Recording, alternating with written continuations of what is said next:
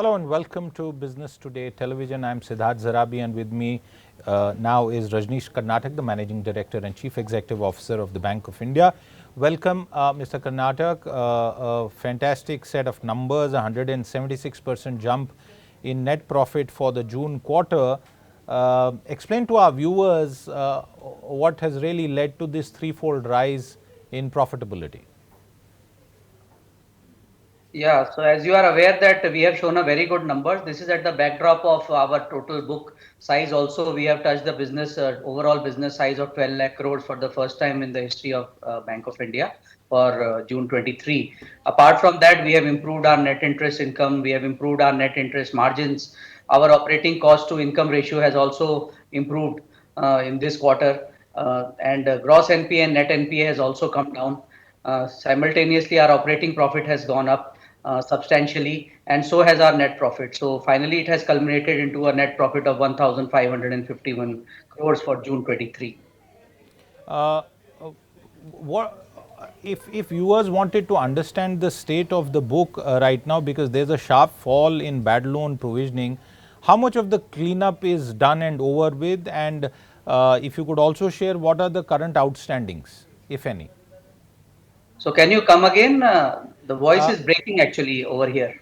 Okay, let me repeat that question and hopefully you will be able to hear us. There is a sharp fall in bad loan provisioning. How would you describe the state of the book now and what is the current outstanding? Yeah. So the provision we have increased the provision. If you see, you must have seen from the numbers of the quarter, our provision is more than written off amount is more than 3,000 crores. So out of that written off amount, some 3,000 crore is because of the normal write-off which we have done because of the 100% provisioning which is there. So that written off amount is around 600 crore in the MSME book and the remaining is on the corporate book. So this is part of our conscious decision to clean up the books, because of which our gross NPA and net NPA numbers are improved, apart from the recovery that we have done, the cash recovery and the upgradation which has taken place during the quarter. Okay, let me also ask you to explain to our viewers what is the target as far as non-performing assets are concerned for the remaining quarters of the financial year. So our gross GNPA, if you see, it is at 6.7%. So for the guidance for March 24, we are giving that it would be below 6% as far as the GNPA is concerned. And as far as the net NPA is concerned, we are at presently 1.6%. So that also we will be touching to around 1% for March 24. Okay. What are the strategies that have been implemented by the bank as far as growth is concerned, both on the core side and the non-core side? So as far as the overall book is concerned, we are giving a guidance of around 11 to 12% of credit growth for March 24. As on the deposit side, the growth estimate is 10 to 11% on the deposit side. So we have a very robust book, and as a part of strategy, what we have kept for March 24 is that our RAM book would be around 55% of the overall book, and the corporate credit book would be around 45%.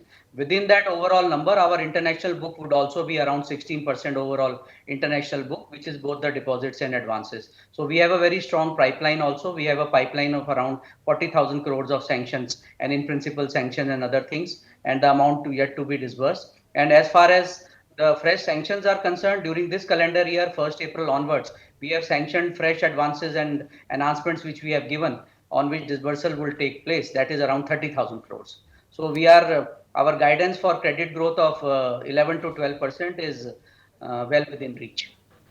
Mr. Karnatak, credit costs have improved, and as I can see from the numbers, to 0.64% from 1.21% on an annualized basis. Do you see them coming down further as interest rates stabilize, and what is the current cost of deposits that you have?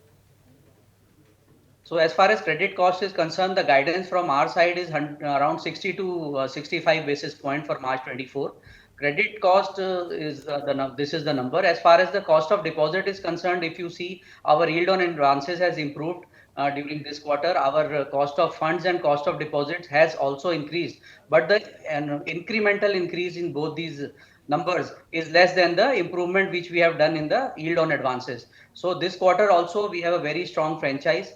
5,200 branches, 11 crore plus customers, and one of the greatest strength for the bank is that we have a CASA of 44%.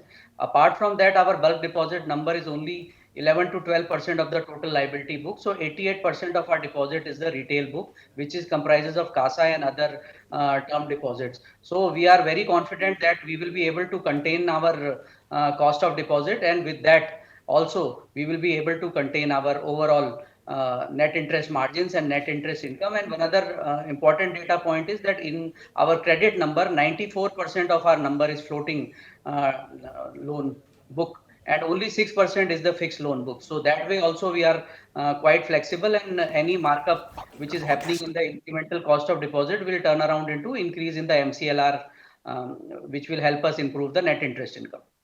What does the future look like? So future is also very optimistic. You know that India is growing at a GDP growth rate of more than 6%. And as far as the economy is concerned, we are the fastest growing economies throughout the world.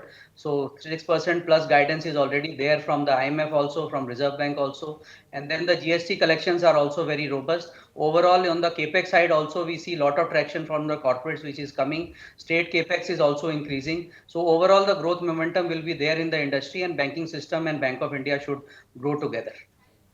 One final question. What's your sense about monetary policy, and what kind of reading the committee will have for the inflation situation and consequently therefore for interest rates going forward? So as far as the inflation index is concerned, both CPI and WPI, we are seeing that they have stabilized now as per the Reserve Bank of India data, which is there presently. And there was an increase in interest rate in the US, where the FedEx has raised the interest rate from 5.25 to 5.50%.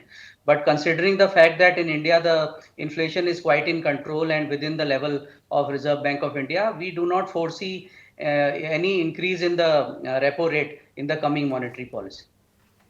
All right, Mr. Karnatak, thank you very much for your time with us today to decode the good Q1 performance of the Bank of India viewers. With that, it's a wrap on this quick decoding of the BoI results. We'll be back with more. Do stay tuned in. Bye-bye. If you like the video, do like, comment, share and subscribe.